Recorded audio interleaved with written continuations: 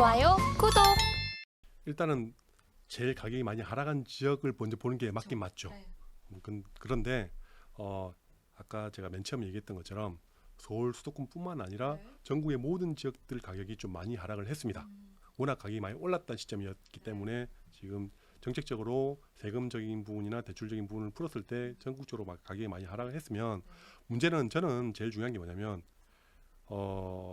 내 자금, 그죠? 들어갈 자금에 비해서 좀 더 좋은 도시를 가는 게 맞지 않습니까? 네. 그러면 전국적으로 봤을 때 제일 좋은 도시가 어디입니까? 서울입니다. 그렇죠. 그래서 똑같은 자금이 들어간다고 하면 당연히 서울이나 경기도권에 좀 인프라 좋은 도시 그리고 지하철역 있고 그 향후에 생길 GTX 같은 그런 대형 호재들이 있는 지역을 가는 게 제일 좋은데 문제는 거기는 좋아도 자금력이 솔직히 너무 많이 들어가거든요. 그러면 좀 한 단계 눈높이를 낮추면 광역시 중에서도 그런 인프라 중에 내 돈이 좀 적게 들어가는 지역이 있다라고 하면 그런 지역도 한번 고려를 해보는 게 맞는 것 같고요. 그럼 그 지방 도시들 같은 경우는 제가 아까 얘기했던 것처럼 입주 물량이 좀 향후에 좀 줄어드는 지역 이런 지역들도 약간 좀 눈여겨 보면 실패 확률을 좀 줄일 수 있지 않나라고 생각을 합니다. 네. 사실 많은 분들이 관심을 가지고 계시는 서울 지역도 그렇고 좀 인프라가 잘 되어 있는 광역시라던가 이 지방 같은 경우에는 입주 물량까지 좀 고려해 보시면 지금 시점에서 이 정책까지 고려해서 좀 좋은 매물을 확인하실 수 있을 것 같습니다.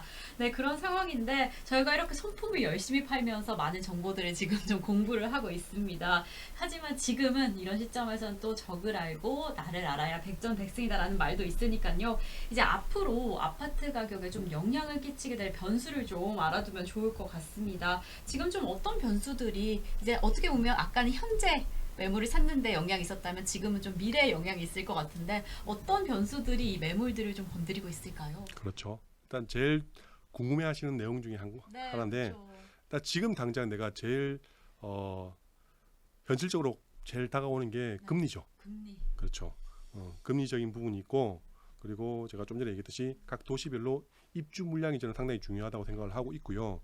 그리고 부동산 정책적으로 봤을 때 규제를 지금 풀긴 풀었지만 아직까지 100% 다 풀린 게 아니다 보니까 지금 남아있는 정책 중에 저는 제일 중요한 변수가 뭐냐면 취득세라고 봅니다. 취득세. 다주택자 취득세 부분인데 다주택자들 일부 지금 현금 여력이 있는 분들도 쉽게 아파트를 잘 못 사는 제일 큰 이유가 취득세가 너무 큽니다.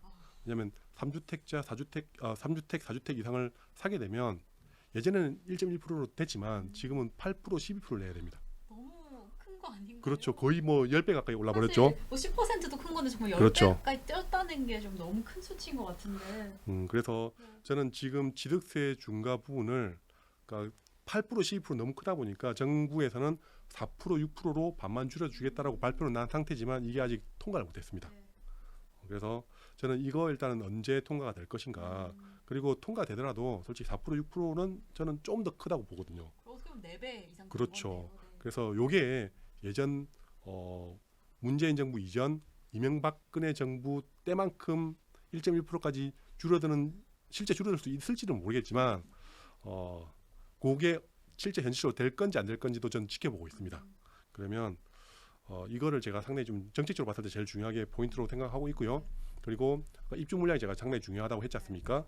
그러면 서울 수도권만 봤을 때 여기서 제일 중요한 게 뭐냐면 지금 서울시장이 오세훈 시장님 같은 경우는 서울 시내 재개발 재건축을 활성화시켜가지고 공급을 늘리겠다라고 얘기를 한 상태지만 저는 제가 봤을 때 현실적으로 이게 당장 이번 정부의 서울의 아파트가 갑자기 많이 들어올 확률은 저는 적다고 보거든요. 왜냐하면 재개발 재건축은 아무리 빨리 한다 하더라도 뭐 최소한 7년에서 10년 이상 걸리거든요. 실제 아파트가 들어오기까지는. 그래서 저는 이번 정부에서는 좀 쉽지 않다고 보고요. 그러면 남아있는 게 뭐냐면 경기도권의 3기 신도시입니다. 3기 신도시 같은 경우는 이전 정부부터 시작을 했기 때문에 어느 정도는 빨리 좀 본청약을 하게 되면 아파트 짓는데 건설하는 데만 3년 걸리기 때문에 최소한 올해나 내년쯤에 분양을 하게 되면 3년 뒤면 언제죠? 26년도, 27년도면 이번 정부 거의 말기쯤에는 들어올 것 같은데 이것도 현실적으로는 이게 좀 쉽지 않다고 봅니다. 그리고 최근에 발표한 거죠. 일기 신도시 특별법.